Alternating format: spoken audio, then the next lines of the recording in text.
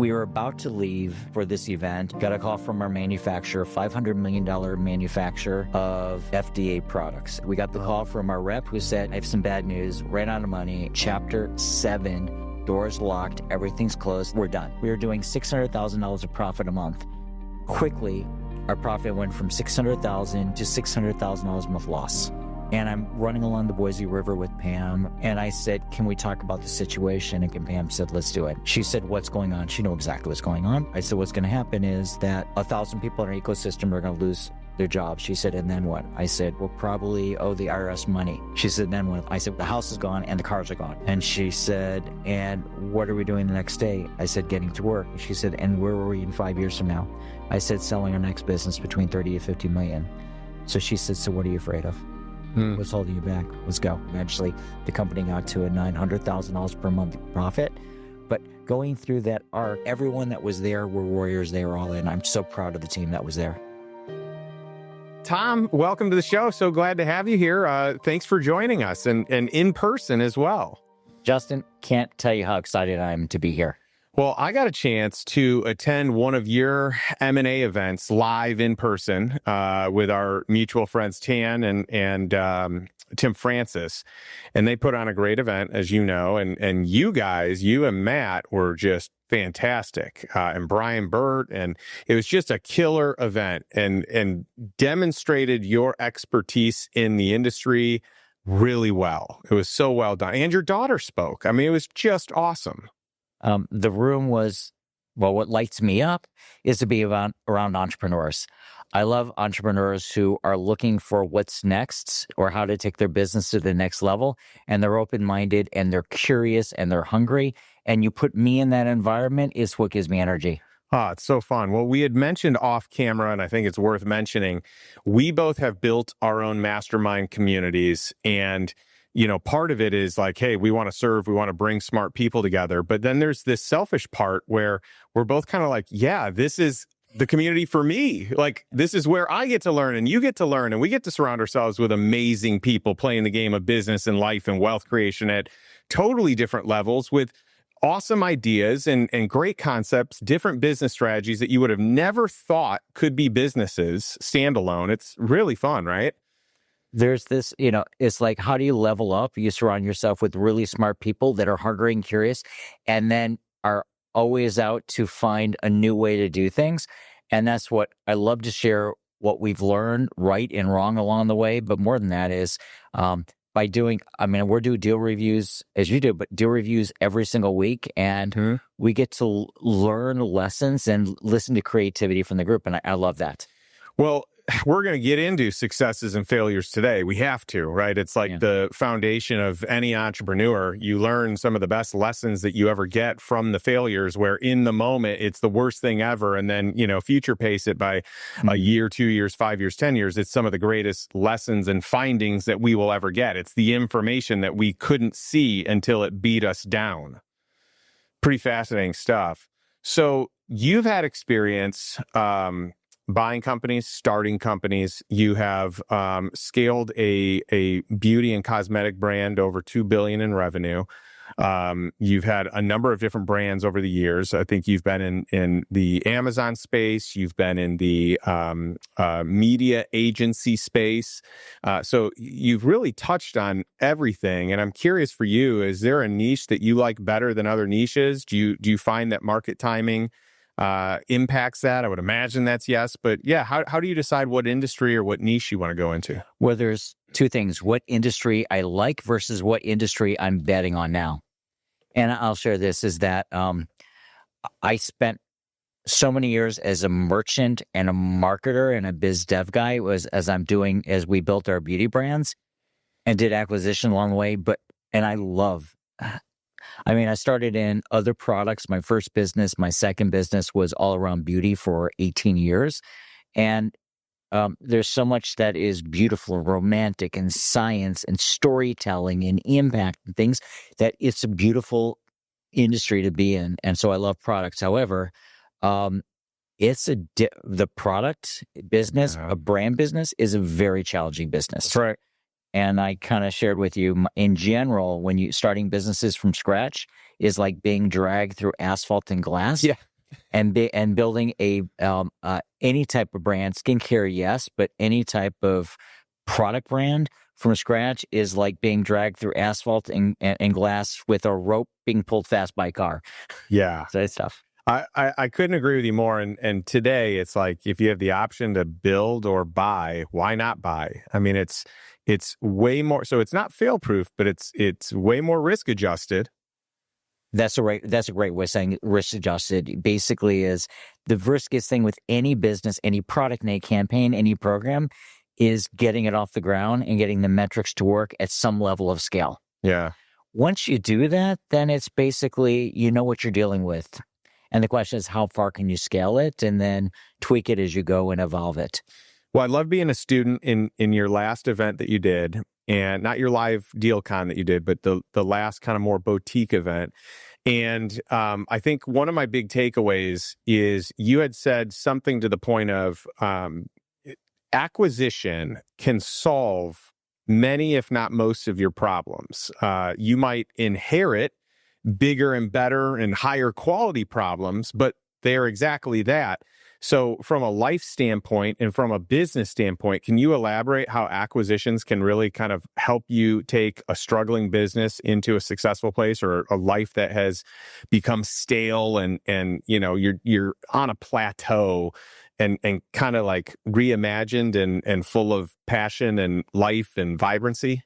So I'm going to go to an extreme edge case to start with. It was my second business, and I had this crazy idea to take. The first business was we were able to develop a playbook to develop a brand using direct response marketing. How do you develop a iconic brand? And decided in 2005, myself and a partner in Richmond, Virginia, we said, let's take this to the industry that no one's ever successfully did it with. And people looked at two former special forces guys to saying, we're going to build $100 million beauty brand using direct response marketing. That's pretty hysterical, actually. And yes, every part of it, I said, well, camouflage. It's just same but different. What was being laughable because no one did it. The way you launch a beauty brand back then is either through with a $100 or $200 million launch budget, or you were very good and you figured out and you got lucky through PR. Those were the two main tried and true methods. And I just knew that I could prove them wrong, and that unit economics, great storytelling, great conversion, that we can actually, and the science and product, we can actually win. So we decided, we went financially all in. And at the end of 12 months, and I said financially all in, I told Pam, my wife, I would not do that again, but we did it. And suddenly we were at the end of our rope that at the end of 1 year with $331,000 in revenue. We had slight loss, but the lifetime value was exactly what we said, and the customer acquisition cost in print, radio, and online was great. The challenge You is had a pathway, but you're out of money. with no money, and no one's going to lend these two crazy guys in Richmond, Virginia, invest in us. We've tried everything, even though we had the metrics to show it worked. Invest in us, loan us. And so what I learned in my first business got in trouble, and that's a different story. And accidentally, or fortunately, someone brought to us the opportunity to buy a business, and it changed everything for us. And we had no money back then. I said, well, what do you do when you run out of money? You buy a business. So my partner and I were doing some consulting with an amazing business to get some income coming in. Business in Hoboken, New Jersey. We're in Richmond, and they were a $15 million business, $1.5 million of EBITDA. They had 9 products, and they were a supplement company, but they had everything we wanted. We sat there in their offices, which are really 2 townhouses put together in at that point Hoboken, but they had fulfillment out. They were shipping out, I think, 15,000 packages out of the kitchen. They had their programming team on one floor. They had accounting team and customer service on another. It was interesting the way they were doing this, and they were lean, and they were $15 million revenue, $1.5 million EBITDA, but they were great internet marketers. They had a great tech stack. They had everything we needed. So we joked that either we're going to build this or buy you. And they said, what do you mean buy? Make us an offer. And we made an offer for somewhere about 2 times, about 2 times EBITDA for that business. And they said yes. Wow. And now we wrote up a term sheet. Now we have a term sheet to buy the business, and we're sitting there thinking, we can't pay our bills, but with this, we have cash flow, we have profit, and we have a platform. And with that, we went out and raised the money we needed. It was a profitable, growing the business over 5 years. And so what did that solve for? And then we put our little $331,000 business on top of this $15 million platform. Within 3 years, we did $100 million. Wow. And we did $1 billion over that first skincare brand. But it was that acquisition. So let's take a step back with your original question. What did it solve? First of all, with a cash flow issue. And with the you were cash flow, negative EBITDA in your business, right? You inherited 1.5 million of positive EBITDA overnight. I'm sure you structured that deal pretty intelligently as well for not a lot of cash outlay at the beginning. No, at that time we did. We basically went out and got mezz lending on us. So we paid them 85% cash. And 3 years later, we bought out their 15% for the same amount of money we bought out the 85%. Wow. Because we were able to scale the business. So it was a massive win for them. It was great for us. It gave us the platform we needed. But again, that was the deal at the time. The mezz partner we brought in was phenomenal. And then mezzanine, for those that aren't familiar, is basically it's debt, and then they have a little bit of an equity kicker, which if we're successful, gives their investors or their LPs the return they're looking for. Yeah. But what it gave us was great internet marketers. They had the tech platform that we desperately needed, especially to do continuity, and extended product lines. So you go down the checklist of everything we needed. Rather than two guys in an attic in Richmond, Virginia, it gave us everything. So it solved 12 different massive issues that we had like this. And then because we had a negative cash flow conversion cycle on our business, it took us 90 days to break even the way we did our customer acquisition cost.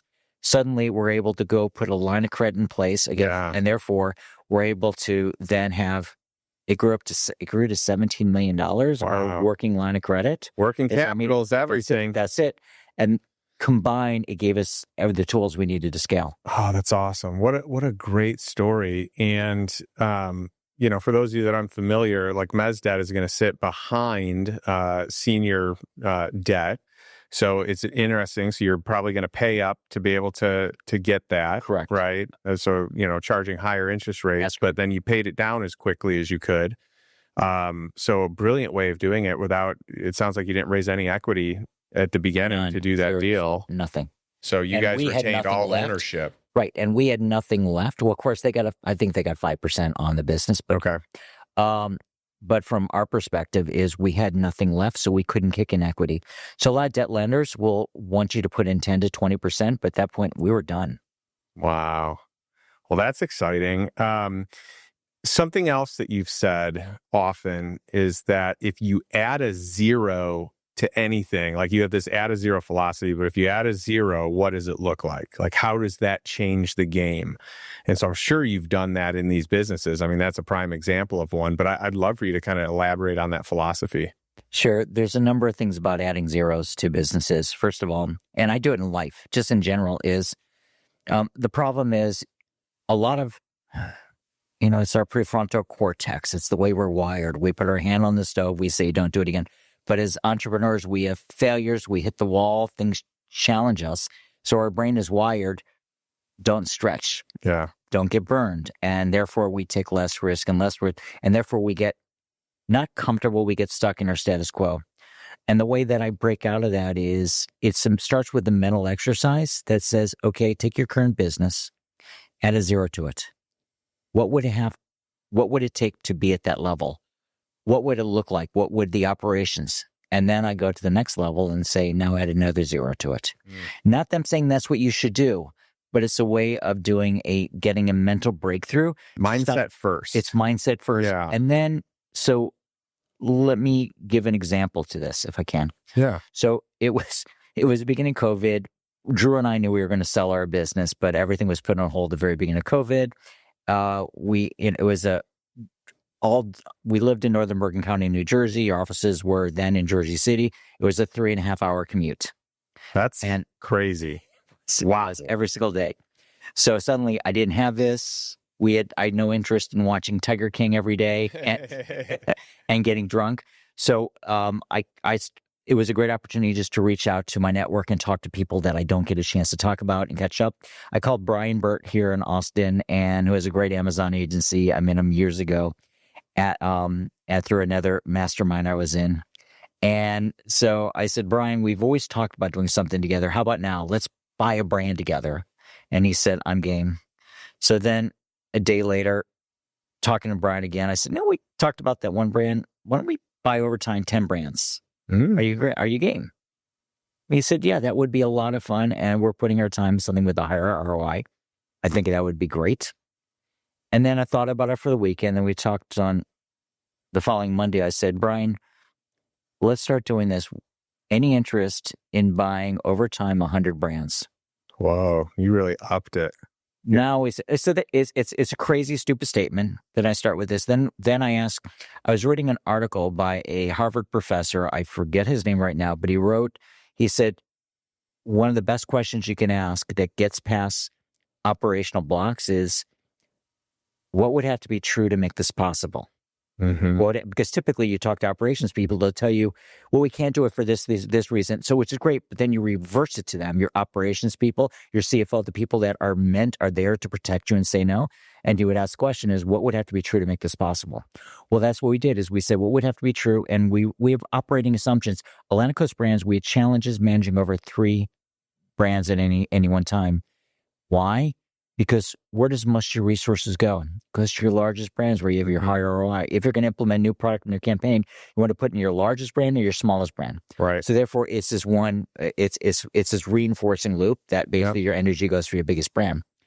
So we said, what would have to be true to make this possible is rewrite all of our operating assumptions. And we did that. And I said, okay, let's go through. Can we make this true? Can we make this true? Can we make this true? And Brian and I said, yes, we can do that. And then the final gap we had was capital. This brand, because the marketplace and the way deals were meant, because it was competitive in the Amazon and e-com space, it was primarily cash deals at that time. Yeah, it got hot. I mean, there were bidding wars. It was stupid. So when we started, we were one of the first people out there. We were one of the first groups out there. And the only one who had raised the money was Thrasio. And that was when they did their first round. However, they're the ones who created the barrier as far as how big of cash they were paying. So we had to follow suit to be competitive. Okay. So with that was part of a model. I said, okay, then in order to do this, we need to raise $100 million. And for some reason, my voice didn't crack when I said that. And then we went out, we met with 7 private equity firms. We had a 12-page deck to pitch it. And we met with 7 private equity firms. We got 6 term sheets for $100 million. Wow. A piece. And then we picked our 2 favorite. We said, how about you come in for 50 and another one come in for 50? Okay. We'll put you guys together and we'll go out and launch this thing. And that was it. We raised $100 million. And so what did I find out from adding zeros? If I went out and said, I want to buy a brand with you, Brian, let's go out and bring in outside capital. You think anyone's interested in putting capital in Brian Burt and Tom Shipley buying a small little Amazon brand? Right. No. Right. Could we recruit a team? So by suddenly us going big, and also the step that I didn't share is that we had this idea. Then Brian went out and put together meetings with some senior people from Amazon, and we pitched the idea to them to recruit them on board. And we got several team members, senior team of Amazon. So suddenly when we met the private equity, it was Brian, me, and these several senior team members, which basically said, and we're operators. Legitimize you, yeah. That's exactly it. So suddenly we were the winning team and willing to back. So by putting a 0 onto it, we're able to create this big vision, recruit better people, get better capital, and it puts us in a better position. I love that. Well, it's interesting. You said something just kind of nonchalantly that I actually think I want to bring some attention to, because you said you met Brian and some others through an early mastermind that you were part of. And I'm very familiar with some of the masterminds that you've been part of. I know some of them don't exist anymore, but the relationship still lasts. Oh, yeah. And you and I have been part of a lot of masterminds, a ton. And we've now built our own. And I think that one of the most important things to touch on is this idea of leveling up your peer group and your mentorship, and how masterminds really, they fast forward that. They exponentially charge it. And I would love to hear your thoughts on the impact that the early masterminds you were part of led to the success that you had. So I'll start with this, is that I love being in the room with like-minded people that are open to learn and grow. It levels up your game, and also if you're in a true community that they built, you're helping each other solve problems. The best relationships are built through shared experiences. Yeah. And those are the ones that last, as have I found, decades. Yeah. And again, as you go through this, because you're going through journeys. And again, if I look at the early days of, people that were in Russell Brunson's inner circle, it was Brian, it was James Friel who were at our event, but it was also Alex Tramosi. And again, the caliber of people there are incredible, and everyone kept on leveling up to a different level, which is just pushes you. I shared with you a story, but I like to share it here, is that the power of a mastermind. So in Russell Brunson's inner circle, when we were doing 70 to 100 million a year, we were obviously one of the biggest people in the room coming to my first mastermind event. So I also looked at the opportunity for me to give back and mentor people while coming in there and being in a different environment. And they're marketers. I love people that are passionate about marketing and marketing, game marketing tactics and strategies. So I thought it would be fun. So I joined it, and I'm coming out to our first meeting, and they say, bring your spouse. So I love to bring Pam along whenever I can. So, and Pam's a therapist.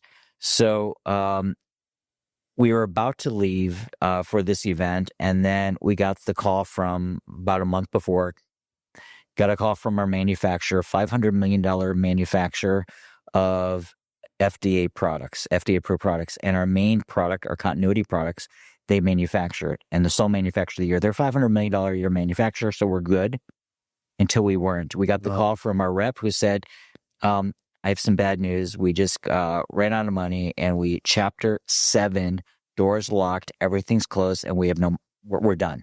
Wow. And we said, can we get our product out? They said, no, you have to go through the bankruptcy courts to get your product out.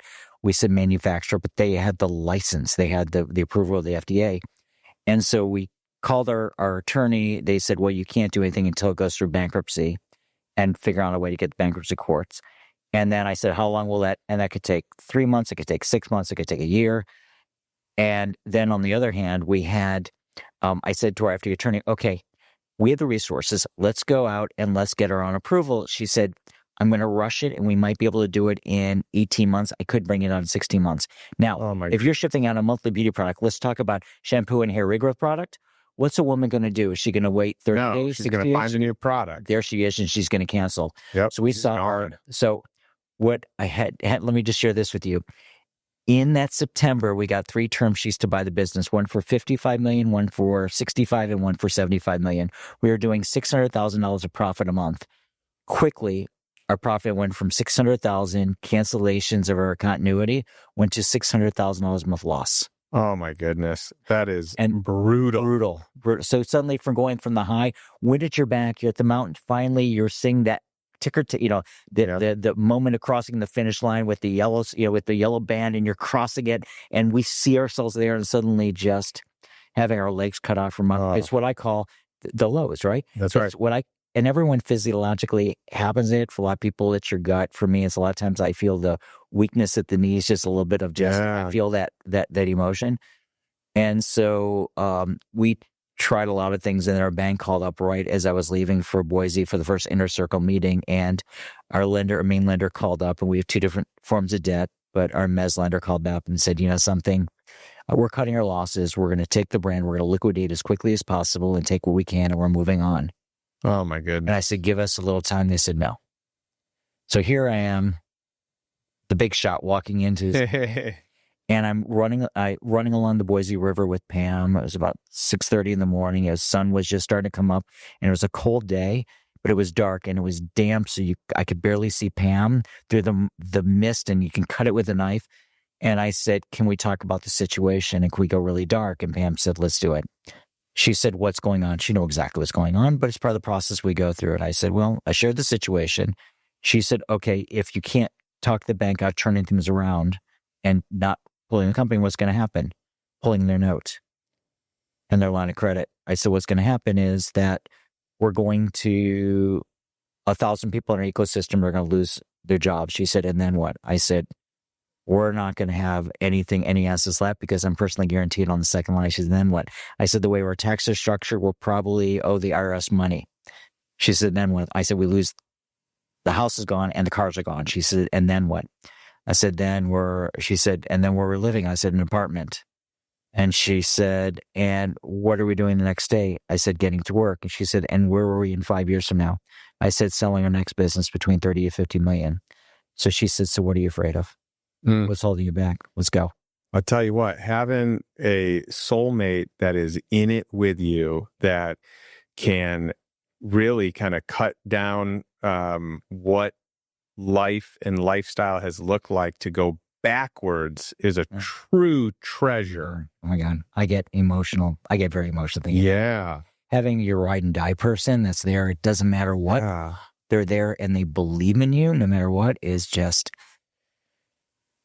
it's probably one of the best things I've done. And it is the best thing I did and the smartest thing I did. Yeah. Is basically Pam and kept us together for all these decades and made it my number one investment of time is Pam, period, and the girls. That's awesome. So, but then where's the mastermind come in? Therefore, then I show up my first mastermind event where Brian was there and James Friel and other people that I know are in this. That I've The Poolins are there. I've had them on the podcast. Yes. Love them. So I'm going there, and instead of sitting there and hiding, which I do, Russell had a coach who got on a call with me in advance, and she said, Tom, there is no shame. The only shame is what you hold in, because that was my thing. I'm a special forces guy. I'm been a successful entrepreneur. I solve my own problems myself.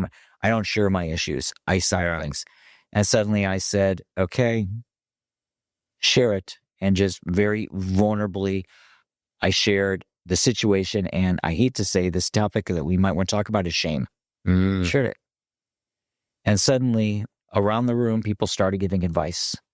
And the first couple of advice, I go, wow, that's great. And I wrote it down. The second advice, the third advice I got, and the fourth were stupid and horrible, but you know something?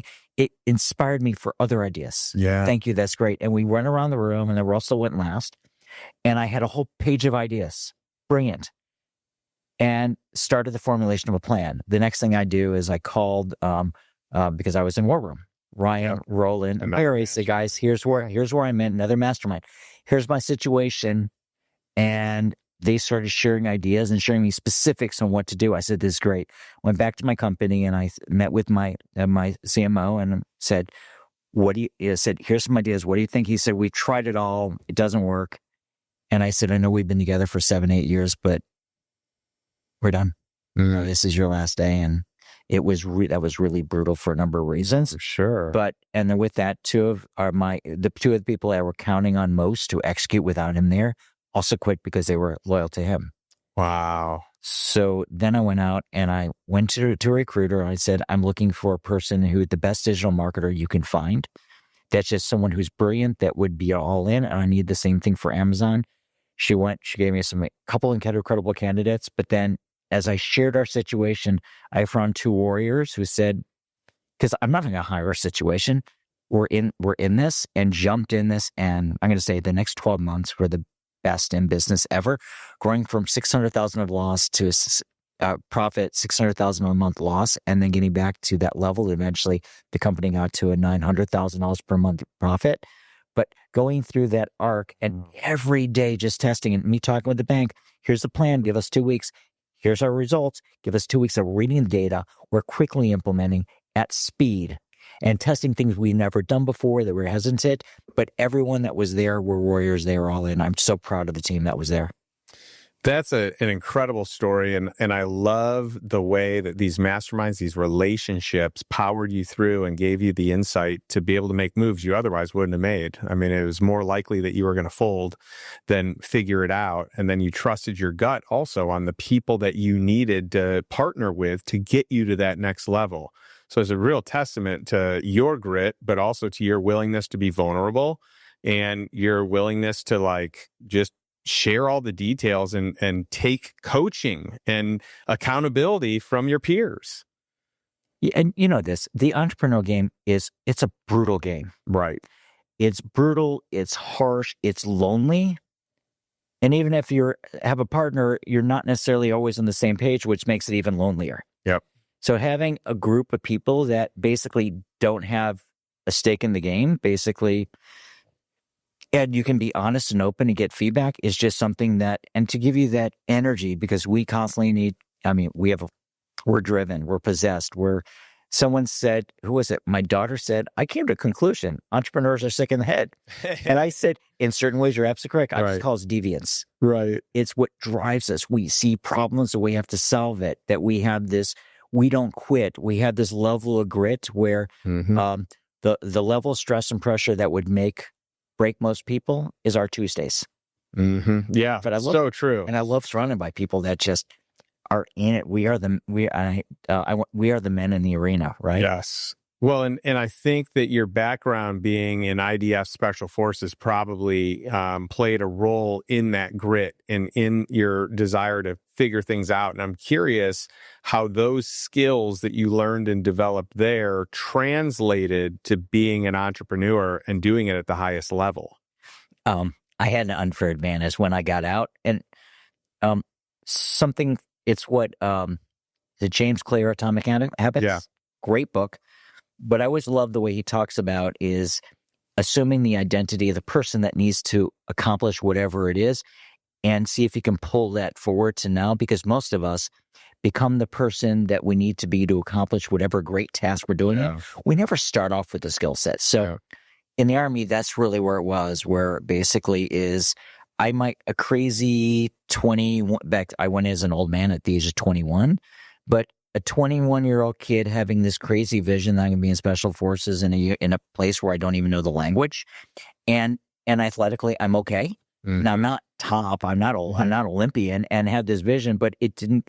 As an entrepreneur, we don't see the 99.9% of businesses that will fail to reach over 5 or 10 million in revenue and last for over 5 or 10 years. We see us being the successful part of it. We ignore it.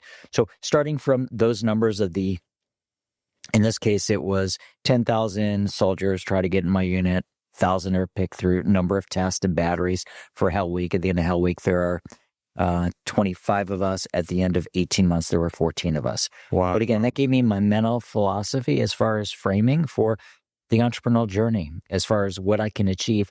The other thing is the level of grit. I saw people breaking and quitting all the time, and someone gave me a great advice along the way. He said, Tom, understand this. When you're going through your worst trials and tests, you're to look to your left and see the person who is just big and strong and can go forever. And you look to your right and you see the same thing. And you're there saying, I can barely take another step. And understand that they're looking at you saying, I can't believe that guy's going to go forever. That we can't judge ourselves. We're running our own race. We're doing our own thing. And basically, you can always put one foot in front of the other. Yeah. And another step, another step. And there's something very powerful when we have businesses. It's about momentum. We have momentum. We just keep on going. We will figure it out. So what I learned in the military is that thing about grit, that thing about tenacity. So I had an unfair advantage of what I considered what was real stress, what was real pressure, and what was really hard work. The next thing is that we were all trained as medics because our unit was specially for saving lives wherever they are and rescues wherever people were. So we're trained medics. Something they teach as medic is when you're in a mass casualty event, you'll never have enough of the right amount of tools and instruments and all the resources you need. So it's about improvising. Yeah. So the expression being resourceful. It's not about resources. It's all about resourcefulness. Yeah. And that's the key thing. So basically, you're trained on resourcefulness. So for me, whatever was thrown at me doing my first startup and then my second one, it was about, I thought it was a fun game. And the other thing is that I think like you is I don't like to lose. I like to win. And therefore I will go, like a beast you are in pickleball, but business is a game. Now, it's a game I take very seriously, and I will not give up. Sometimes I have risked my own health, which was silly as far as just going all in with businesses. But ultimately, what really counts are my wife and my kids, my family. That is real stakes. Businesses is the greatest game in the world, and I love that. And I viewed that going in, and therefore I was able to take certain risk. I started my first business with $100 in my pocket. Wow. Well, and it's interesting because you're experiencing these high pressure situations that are life and death for you and for your brothers. But in business, maybe it's not life or death like in human form, but it's life or death in business form. So you're very prepared for that. And it's people's livelihood. And I'm going to say that as I got back and became a little bit softer again, I got very plugged into the people around me and making sure that, again, it's brothers, it's your team, it's your family. So again, I Family is a very difficult world in businesses. I take care of the people around me. However, we're a business, just like in my unit. If people weren't up to a certain standard, it didn't mean that I didn't care about them. They just no longer belonged in the unit. Yeah. They didn't make the cut. Same thing in business. Inner circle, outer circle. Yeah. That's it. Same thing in businesses. Not everyone who's there from the very beginning is supposed to be with you. And by keeping them in your company, you're doing a massive disservice for them. I was talking to an entrepreneur this weekend. I had in coffee with her, and she was talking about one of her key salesperson, a longtime friend. And I said, but the person's holding the company back, being in the current position she's in. And I said, so why don't you let her go? She said, well, she's a friend. It's really tough.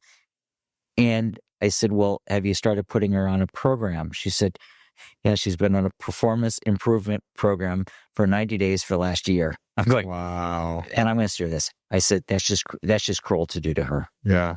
It's just unfair because she will find a place that's really great that she fits. She's not a good fit for you now in this position. That's right. And that's why I look at family as like same thing as, yeah, we're brothers or family in certain units that I take care of the people around me fiercely. However, it doesn't mean that I'm going to keep them on the payroll when it's not a good fit because I believe people have other evolutions. So, so the lessons I learned in the military, there are so many of them, how to think strategically about, which fights to fight, which fights not to fight, and just where ego can get in the way of good decision-making, which is how I see some of the biggest failures in businesses, but that I felt gave me an unfair advantage coming out of the Army and doing my first startup. That's awesome. I know one of the things that you talk about is like life as an epic novel and kind of living your life that way. And I'm kind of curious how you view entrepreneurship as, a way to write your own life story. The overall philosophy, and I learned it along the way, was that, and the biggest thing that's tough for us to do because we take so much messages from outside people and judgment. Yeah. But the reality is I view life is our epic novel. It's our novel to write, and who cares what the critics say about any page in the novel? It's for us to write, determine what's right for us. And I also believe that every chapter in your life is just that, it's a chapter. And I personally look at life in 5-year chapters. And that Pam and I look at our lives every 5 years, and we either decide to re-up. We did this in New Jersey with Atlantic Coast Brands. Life was great, so let's keep on doing it for another 5 years. Let's re-up and stay in New Jersey, and we'll define it later. And then it's by looking at those moments we can redefine it.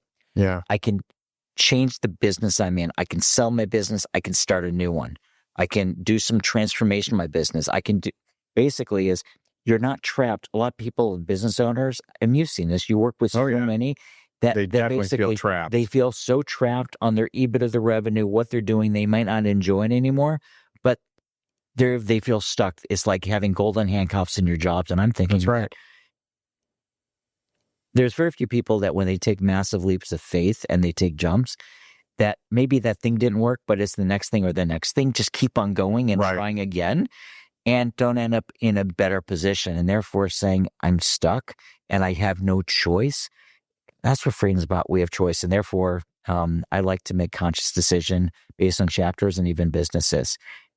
And in business, you can build almost anything in 5 years. I love that. That's very poetic, and I like that tagline. In a business, you can do almost anything in 5 years. I think that's super powerful. Great to remember, especially when times are tough. But also good to remember when things are so good that it may not stay that way. And you sometimes need to capitalize on the season you're in right now because it may change. 100%. Something I like to share is that when you're on top of the mountain and the wind's at your back and everything is just perfect, it's never as good as you think it is. Yeah. And when you're at the edge of a cliff, when you have no options that are left and everyone is telling you to quit and you're done with, it's never as bad as you think it is.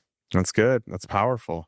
So what advice would you give someone who really wants to design both their life and their business, even just lifestyle in general, with greater intentionality?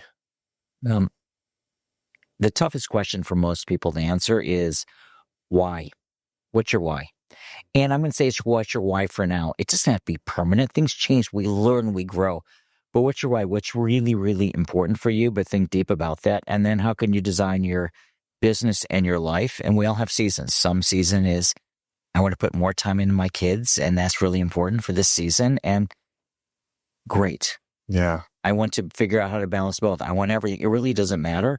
And what level of impact. And ultimately, when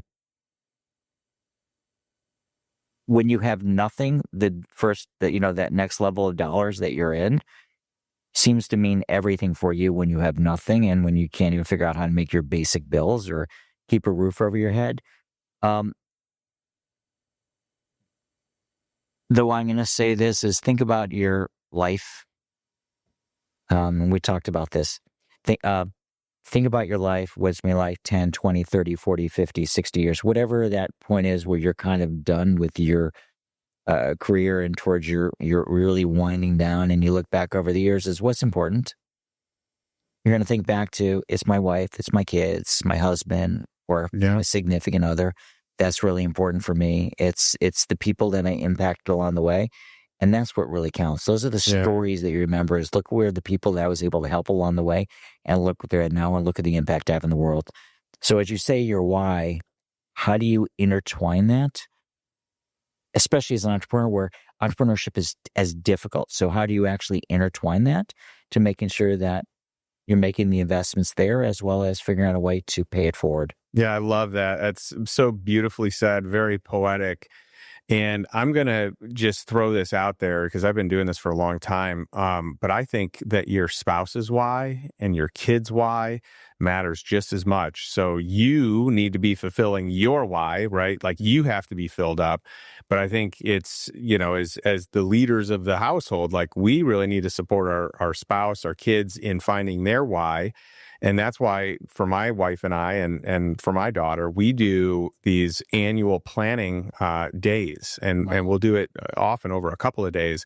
And it's a pretty long outline that I have. And anyone that wants the outline that we use, I can link it here in the show notes. But we dig into everything. We talk about career, finances, like passions, philanthropic stuff, sex life, like everything.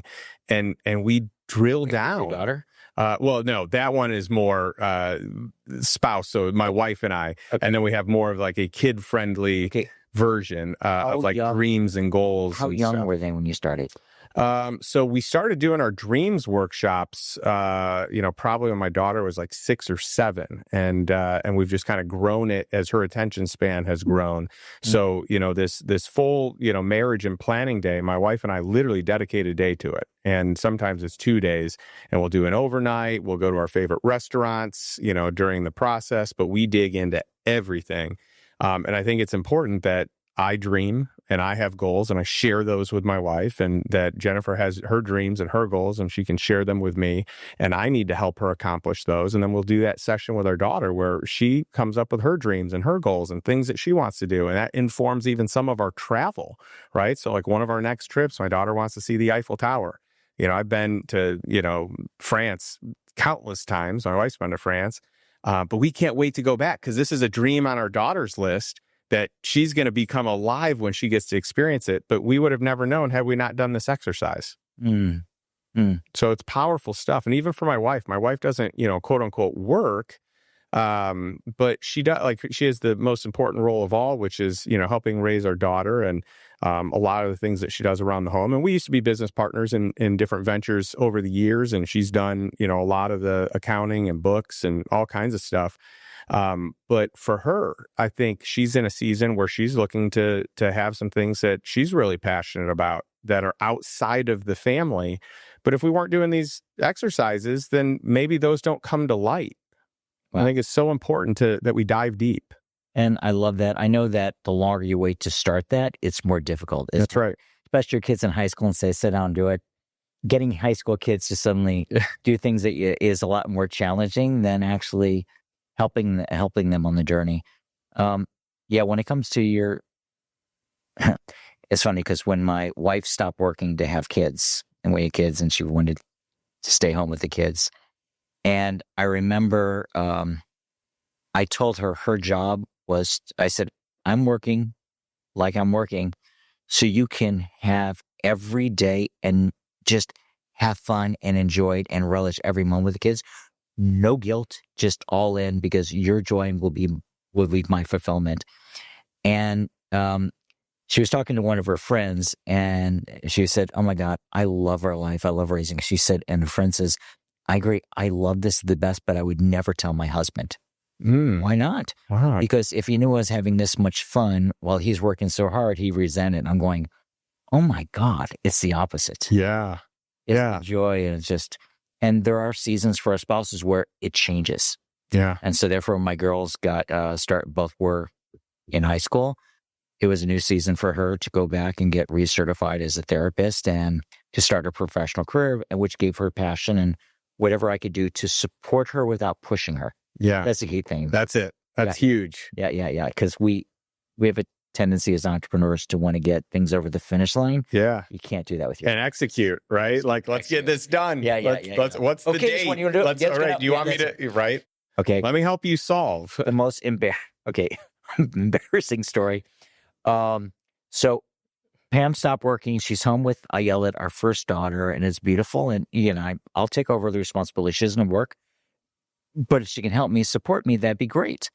So I want to ease the issues with her. So on a sheet of paper, my first day that I go off and she's at home, I gave her a list of things that I could use support out, and I put the task, start date, complete date, comments. And when I got home, she gave me the comment all the same. It was all follow-up. Well, actually, it was F you. That's the last time I actually put something in writing like that. So right now I do text. And can you help me with? Yeah. Oh, I love it. Well, it sounds like you guys have a real special marriage. I think doubling down on that relationship is the most important thing, because then your kids watch that being modeled. And I just think when the home is right, it's so much easier for the business to be right. When you have a partner that's in it with you and trusts you and respects you and reveres you, that's a different atmosphere to be operating as an entrepreneur in, or any business professional. And so I love that you've doubled down there. It's something, for us that we've doubled down in, and I think it speaks a lot to your character that you prioritize family so much in these relationships. So well done. This has been awesome. Thank you for spending time with us. And, I know you're heading back to Israel here soon, so I appreciate you being able to get in person here before you head back. But I would love for you to share a little bit about how people can find you, what you do. Talk about DealCon. Okay, so let me start with this. It was 3 years ago. We had friends were always asking us. So I shared with you the importance of acquisitions, and I believe that every entrepreneur should be leveraging acquisitions, because basically it's your entry into what you do, private equity, which all it means is private equity. It's not something big that you have to be right. $1 billion fund. That's not it, or a 10 billion. It's basically real wealth is created through private equity, through investments. It's not only for you as an individual, it's also the businesses that you acquire into your business. Yes. So, the math is very simple. If you want to grind it out at 10% to 50% growth a year, after 5 years, you're going to have, and assuming nothing goes wrong, great, you increase your business value by 50%. Is that going to create the liquidity event that you really need? However, if you buy one business every year for 5 years that's half your size, you'll 12x your exit. Now, you don't have to go that extreme. You could do it every other year. It could be a 30 years of your size. But it's just the math is there that says, here's how you create real wealth and real exit opportunities and strategic options for you and your business and your team, and can create generational wealth. Yeah, it is true. So it's a playbook. It's low, as we were just talking about before we started. It is if you start a new business, new product, new campaign, the probability of success are under 10, 20, max 30%. Your success. Yeah, I mean, actually, I think it's 4% or less is your likelihood of success. Correct. Yet, if you acquire a business, your likelihood of success is over 80%. Wow. Okay, so therefore, and it's about focusing on the execution. There's a playbook on how to do this. So people were reaching out to us and said, Tom, teach us your playbook on how to do acquisitions, what we call programmatic M&A. And I said, I'm too busy doing acquisitions. That's how I make my money. This is where I have my fun. The answer is no. Finally, my partner in that business at that time, and I said, if you show up in Austin, Texas, we'll do it. We'll spend 3 days with you. And we had a blast with 12 business owners teaching them our playbook. Then 4 months later, we did it for 25 entrepreneurs. 5 months later, we did it for 40. And then we said, let's put some structure around this. So now we do it every 6 months. We get entrepreneurs together where our goal is to share everything that they can absorb over 2.5 days. And my goal is also to put very incredible, giving entrepreneurs that are thoughtful, that are looking to grow in this room. So it's a community you put together. And therefore, the event, the speakers, everything is magic when we put together. We just had it at the Austin Proper. Our next event is going to be February 9th through 11th in Miami, Florida. And again, it's going to be 100 and probably 150. We're cap it each time. 150 incredible entrepreneurs, speakers in the room for that one also. That's awesome. By the way, we ran our events on the same exact dates, not even knowing, that ahead of time. We actually hung out Friday before our event. That was just last week. And we're like, hey, we're both running this event here, Sunday, Monday, Tuesday. So if anyone wants to, they can, the website for that event is DealConLive.com. They can also email me at Tom@Shipley. I basically put out content on Facebook, Instagram, and LinkedIn primarily right now. And our goal is to produce more and more content because I want more entrepreneurs to be scaling and achieving their dreams through acquisitions. I love it. Well, I give you my highest endorsement, having been through your program, thinking that, wow, this is awesome because it is programmatic, it is systematized, and I like that. I like that you've built SOPs around your actual process that I think is really good, and your partner, Matt, is awesome. So impressed. Yeah. And so, couldn't endorse it more. For those of you interested in entrepreneurship by acquisition, this is it. And I like ending every episode with a question for our audience. So if you're watching this, if you're listening to this, what is one step you can take today to move towards passive income and financial freedom to live the life that you desire? So not like most people living a life by default. How do you live a life by design on your terms, proactively building what you want? What is one thing you can take from Tom today to take action on your financial freedom and your life by design? Thanks, and we'll catch you next week.